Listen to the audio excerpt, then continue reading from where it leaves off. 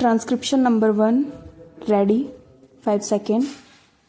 3, 2, 1 start.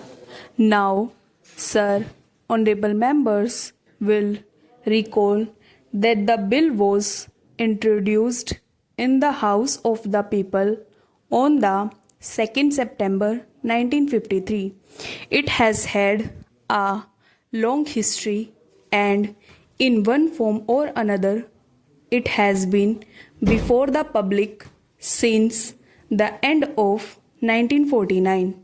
In the statement of objects and reasons, the various stages through which the bill has passed since 1946 have been summarized, and I need not recapitulate on this occasion the circumstances in which the then Government of India took the decision in early 1946 to initiate an enquiry into the reform of our company law.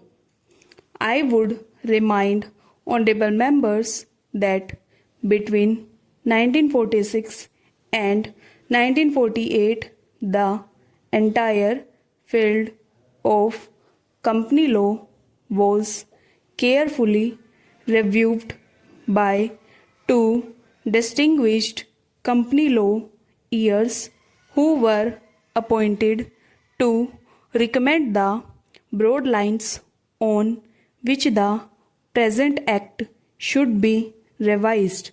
Their recommendations were examined in the then Ministry of Commerce, and certain tentative departmental views which emerged were circulated in a comprehensive memorandum to all recognized trade and industrial associations, bar associations, the high courts, and the state governments. That brought us to the end of 1949 para. Many representations on this memorandum were duly received from Chamber of Commerce, Trade and Industrial Associations, state governments, and the general public. At the end of 1950, the Government of India appointed a committee under the chairmanship of Shri Bhabha to go into the entire question of the revision of the Companies Act with particular reference to its bearing on the development of trade and industry in this country. Para.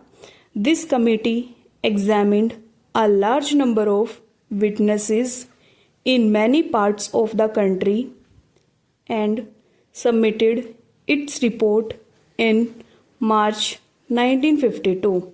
This report again was circulated to all state governments, Chamber of Commerce, trade associations, high courts, and many other bodies. At the same time, a special officer was appointed in the Department of Economy Affairs, Ministry of Finance, to examine the report in the light of the views received from the interested public and to submit proposals to government for the revision of the present act. The bill now before the House is based largely on the recommendations of the Company Law Committee, modified in a few particulars. Stop.